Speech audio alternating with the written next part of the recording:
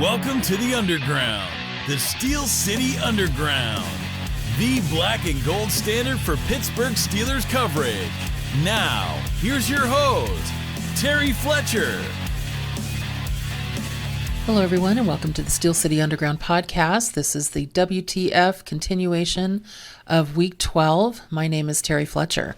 So you heard my last week on Thanksgiving, but let's move forward and figure out what else happened for the rest of the league. And this week I'm going to start with the Steelers, only because I usually end with them or mix them in.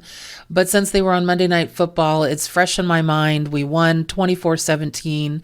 I can't even tell you how loud I was yelling. Actually, something kind of funny. My friends, since I live in Southern California, but I live in a central part right now, and my friends that are a little further south are like, we could hear you yelling. And then one of my friends from Hawaii texted me and said, I can hear you yelling. And then one of my friends who was in Pittsburgh is like, I can hear you yelling. Apparently we're loud here.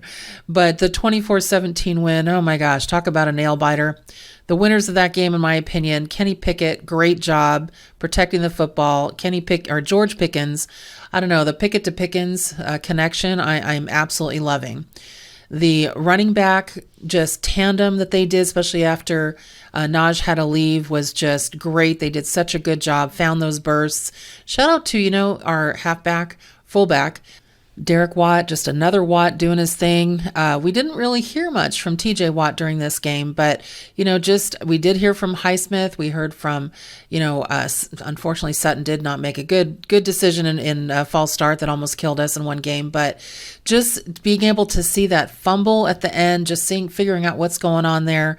And in our secondary, they really stepped up. Now, who are the WTF losers in this game? Oh my gosh, talk about the what the football. Matt Canada, what are you doing? And I'm going to be on my Fire Matt Canada train forever. It just drives me crazy. But you know what? It's time for Danny Smith to go too. Special teams were terrible.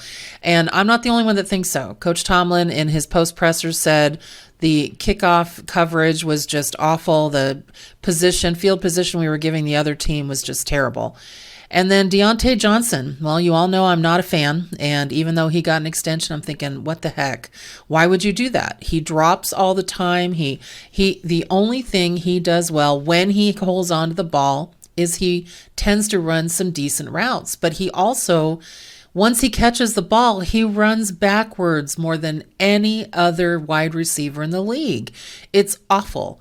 And he just doesn't try to get those, yards after catch. His yak stats are terrible. And so another drop right through his hands into the end zone. He doesn't fight for it. So when the announcers keep saying our number one receiver is Deontay Johnson, no, he isn't. Let's talk about who our number one receiver is. George Pickens. That's who our number one receiver is. And we can just tell with Kenny Pickett. So, you know what, announcers, what the football, stop with that. But just a really great game. I'm really disappointed a lot with the receivers because they just don't seem to understand how to recognize a hold call. You're getting mugged. Your defensive line has they're being mugged with the arms around their neck. That's a hold. We sit there and we saw and I'm air quoting, a Joe Hayden defense in the end zone, and they call that a pass interference. We're like, that's not a pass interference. We don't know what you're looking at, but that's not pass interference. But overall, just a really good game, and this is going to be really a what the football because it was on Monday Night Football. We love it. It was with the Indianapolis Colts, which Matt Ryan, I know he's back. Poor Jeff Saturday. It's hard to root for a guy when you're playing against him. But I feel bad for him because he made the decision to bring back the veteran quarterback, and he was just awful. At the very beginning in the first quarter, I just felt like we saw kind of two terrible teams trying to figure it out.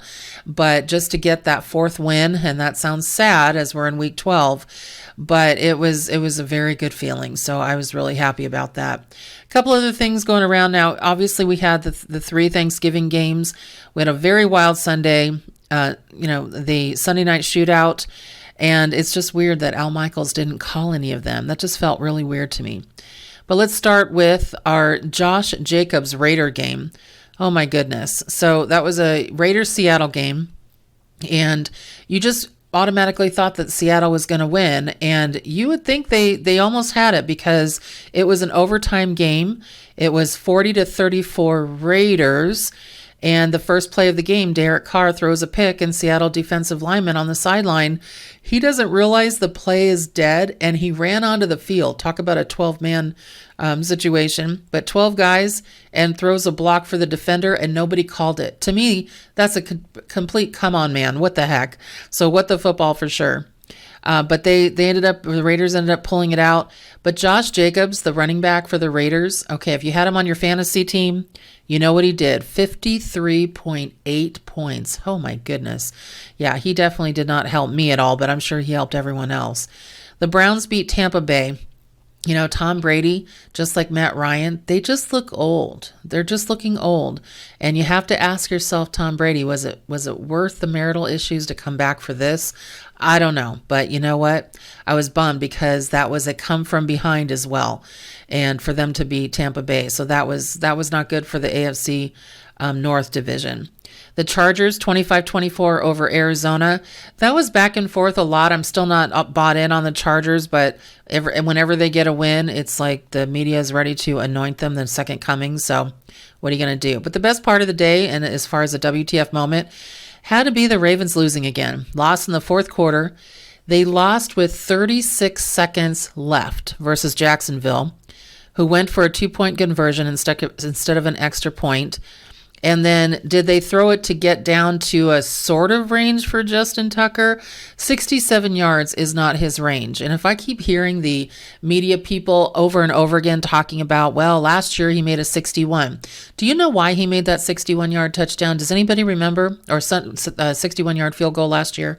The reason he did is because we were playing them. It was the Steelers versus the Ravens. They didn't call a delay of game after 2 extra seconds on Lamar Jackson.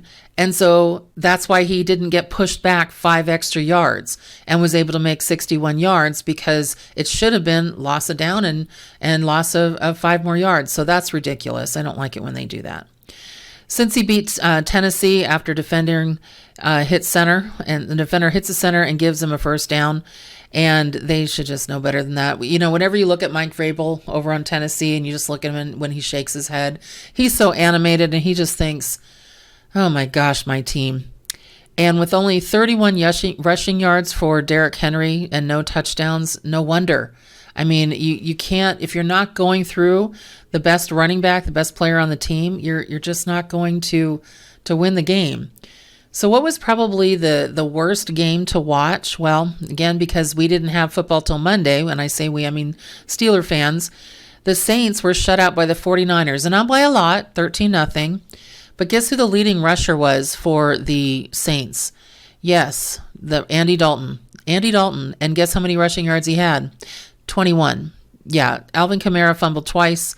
What the football? Oh my gosh. Now once it was covered up by one of his offensive players as well, but the other one was really bad, and it cost them it definitely cost them a point. So this was not good, and it ended up giving a touchdown to the 49ers. Sean McVay, he got smacked in the sidelines by his own player. Why did I laugh at that? I think it was just the visual because they had music to it when I saw the video. But his own player was coming out. He had a headset on, and he came back and just knocked him silly. And for the rest of the game, you were wondering if he broke his jaw. But there were several teams. There was actually 4 teams that came from behind for wins, and that would have been the Raiders, the Bengals, the Bears, and the Jaguars. And so, yeah, the Jags beat the Ravens 28-7. Do you notice these 1-point games? You know, Chargers 25-24. That was scary. There was a lot of moments where you're just thinking, oh my goodness. Now, Green Bay lost again to Philadelphia. They were the Sunday night football game. I think everybody expected a little more, as they always do, from Aaron Rodgers. But in the fourth, they pulled him for Jordan Love because he has a rib injury. He said he couldn't breathe for most of the game, and so you don't want that to puncture a lung. He also has a fractured right thumb, so who knows if he's coming back with the 3-8 record that they have, but Jordan Love came in and did a little better than he did the last outing. So at least that gives hope in Green Bay that they've at least got a backup that could be competitive when they play other teams. But Philadelphia, I mean, good for them. Right now they are 10-1 and just the favorites right now in the NFC. So after doing the rundown, I kind of wanted to comment on a couple of these losses. You know, I've really never drank the Kool-Aid on the Ravens. I never have. I don't think they're true Super Bowl contenders. They always figure out a way to beat themselves up, mostly with their quarterback. He just doesn't finish all the time. And so I don't put them in the same class as the Chiefs, the Bills, or even the Dolphins at this point. You know, I think the Bengals and the Titans, they're probably right up there. But Baltimore, even though they've got some injuries, just like everybody else has, they choke. They were up 19-10 on the Jaguars with 13 minutes remaining. And I can't believe that they gave that game away again. So it's, you know, Gus Edwards coughed up a first down carry as far as a fumble. And so it wasn't good. But when you're dealing with this and realizing you've got Doug Peterson on the other side as a coach, and he went for a 2-point conversion with just 14 seconds remaining, having faith in his guys over the Ravens, he sealed their fate. But it's just the Ravens have a very easy schedule going forward, but they really aren't the most dangerous team in the NFC or the AFC North. I think actually the Bengals, they're coming back. They won 5 or 6 in a row. So it'll be interesting to see how this plays out, but they are absolutely a choke fest over there in Baltimore. Then what do? You go over to Tampa Bay. You know, it's not even, I know people call Tom Brady the GOAT, and he is, let's face it. But when you don't know when it's time to hang it up, it's really glaring. I mean, we saw Phillip Rivers, he was not ready to go, so he went to Indianapolis and just didn't do much there, and now he's coaching high school. You saw Matt Ryan, like I mentioned before, and now he's in Indianapolis as well. It's like they pick up the leftovers, and he needs to go. But they're paying him so much money. You even see what's going on with Russell Wilson over in Denver, who they guaranteed him $250 million. $250 million. Seriously, say that with me. I mean, Russell looks cooked. You know, he was terrible against the Carolina Panthers. And they had Sam Darnold, who, you know, he was bad enough, but he was getting screamed at on the sideline by his own defense. And his defense came up to Russell on the sideline. I don't know if you saw it. And he said, "Let's go." And he is a dead cap figure if they keep him, which they're going to. And it's about $30 million a year, but they have to keep him until 2027. So no matter what you think, I have a feeling that Nathaniel Hackett, their first-year coach, he's out of there. He has to be out of there because, I mean, how can you lose to a team that already fired its coach and traded its best player, McCaffrey, to the 49ers? How can you do that? So this is just where the Broncos are at right now. And just circling back around to Tom Brady, I don't know if he'll be back next year. I don't know if they'll want him back next year. But this is definitely not a good look for a team that was very excited about having him come back. So for Ben that's out there, and I'm watching your footballing, I think it's a great show on YouTube, and I love your insights that you have. And I think you hung it up at the best time, even though I missed you out on the field. But when it's time to hang it up, it's time to hang it up. So keep that in mind for all those quarterbacks out there thinking that they can also play till they're 45. All right, everyone. Hope you have a great rest of your week. And thank you for listening to the Steel City Underground podcast. This is Terry Fletcher. We would like to thank you for listening and remind our listeners to follow us on social media and our website, www.steelcityunderground.com.